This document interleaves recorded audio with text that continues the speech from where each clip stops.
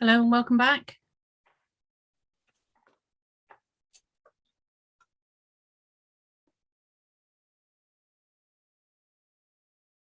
Welcome, Ms. Breck. I just had a couple of points, couple for clarification, just in relation to what had been said. Can I just ask that the points at which both parties wish me to view the site from, and that includes the request from representatives this morning to view the site from Harrow Way, are included in the itinerary which both parties should agree on, hopefully before Thursday afternoon, so that we can just make sure that I take into account all the points that you wish me to view the site from. The first point of clarity, the vegetation along the sunken lanes, and I'm looking at the plan of the appellants at this stage, and I've just lost it momentarily, which is Appendix 12.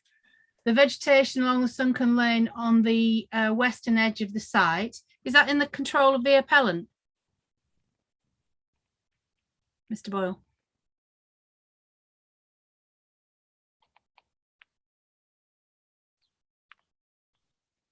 Sorry, madam. I'll seek instructions on that, okay, where the precise site boundary is.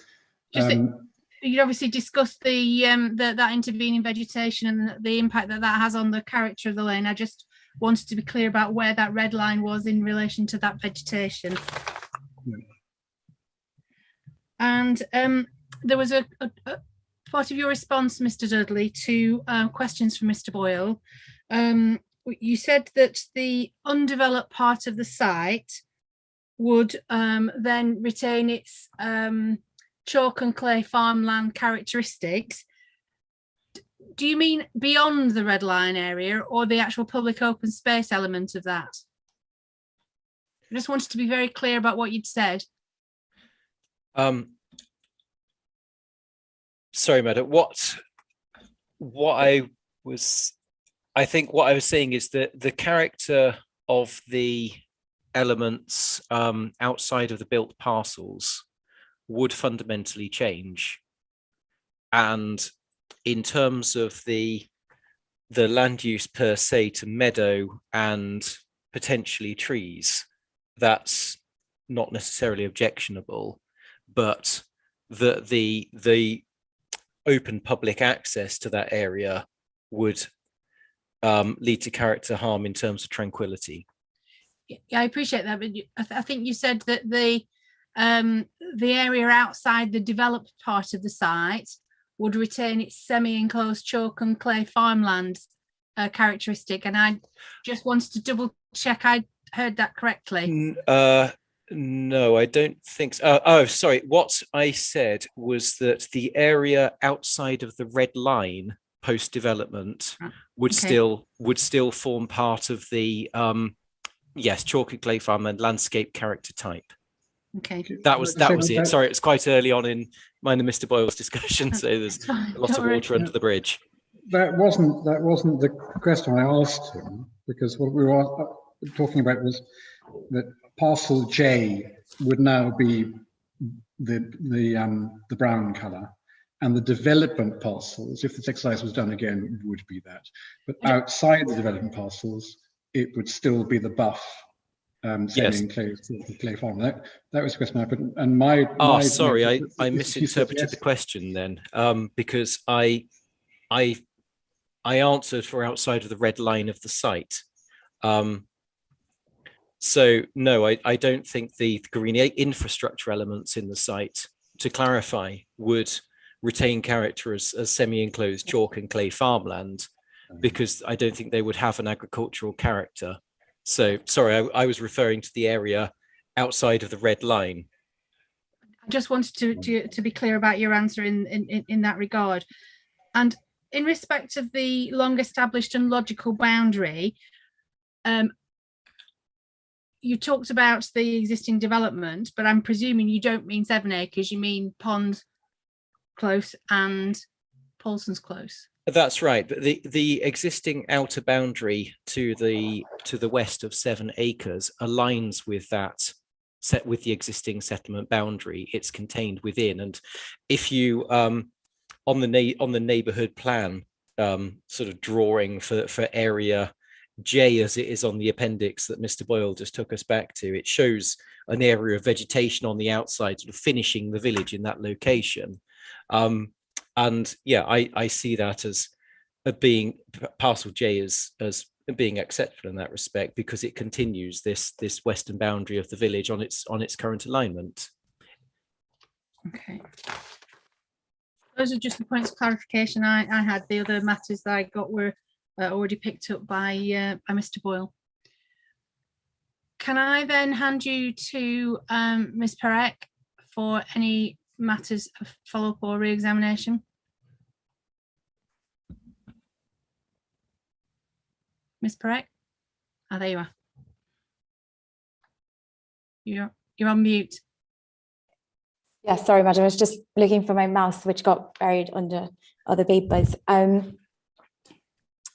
just have a brief question, Mr. Dudley, and just to clarify sort of your answer, or perhaps just restate at the end, because you and Mr. Boyle had a rather long discussion about whether or not this site and the setting, in particular the setting of this site, could be also the setting of the village.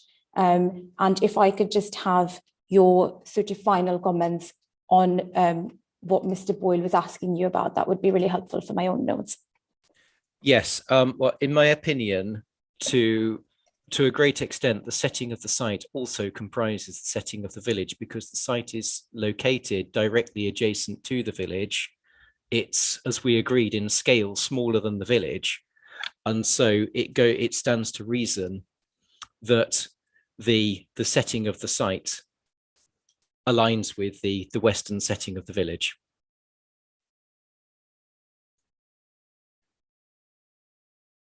Thank you, Mr. Dudley. I don't have any further questions, madam.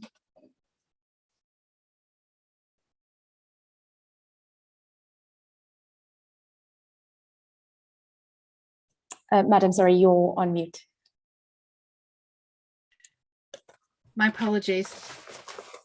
In that case, we will resume tomorrow morning with evidence from Mr. Miller,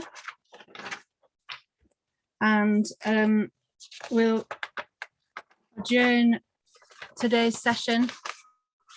4:20. In terms of just any follow-up, I see Mr. Boyle's got his hand up. I'll come to you in a second. In terms of information, just to clarify, I do now have a copy of your opening statement. I don't think there are any other pieces of information which we were outstanding from today, if I am not mistaken.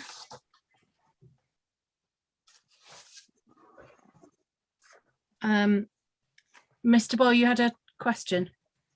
Wasn't a question, madam. It was just while you were still in the context of this witness's evidence.